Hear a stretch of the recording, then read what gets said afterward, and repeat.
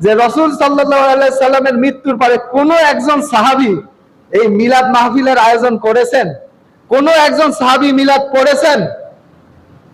কোন একজন সাহাবী ঈদে মিলাদুন নবী উদযাপন করেছেন?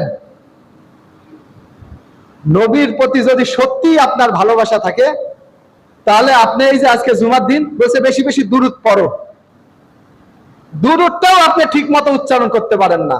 আপনি বলেন দুরূদ শরীফ, কোরআন শরীফ, হাদিস শরীফ, সব শরীফ লাগাইছেন। এই শরীফ কোথায় থেকে পাইলেন?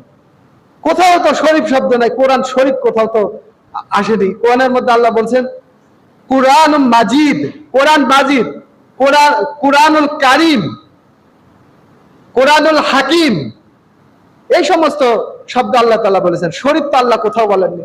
রাসূল সাল্লাল্লাহু আলাইহি ওয়াসাল্লাম কখনো তো শরীফ উচ্চারণ করেননি।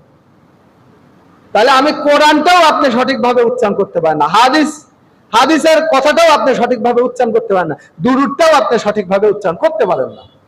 আপনার সমস্ত আমলের মধ্যে শয়তান বিশৃঙ্খলা সৃষ্টি করে দিয়েছে, যার কারণে সবচেয়ে উত্তম যে দুরূদ, সেই দুরূদ পড়ার সৌভাগ্য হয় না। সবচেয়ে উত্তম দুরূদ কোনটা? যে দুরূদ আমরা সালাতের মধ্যে পড়ি, নামাজের মধ্যে পড়ি। আল্লাহুম্মা সাল্লি আলা মুহাম্মাদ ওয়া আলা আলি মুহাম্মাদ কামা সাল্লাইতা আলা ইব্রাহিম ওয়া আলা আলি ইব্রাহিম ইন্নাকা হামিদুম মাজিদ।